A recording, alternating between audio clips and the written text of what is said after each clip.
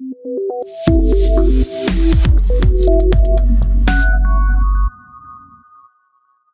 in this particular subtask of the digital clock and countdown timer project, we're going to make sure that the time printed out from the digital clock, and it updates every second, it should be printed out in the same line and not in the next line. Coming to the code, all of this has been explained in the previous subtasks. Now in the digital clock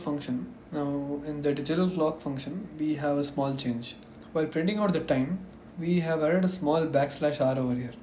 What this does is it makes sure that the time printed out, or whatever content is printed out in this particular line, is going to be printed out in the same line again and again. That is, it's going to overwrite in the same line and not move on to the next line. So let's just run this code once and see how it works. So let me just give digital clock. So you can see it's updating the same line instead of going to the next line, as we saw in the previous subtasks.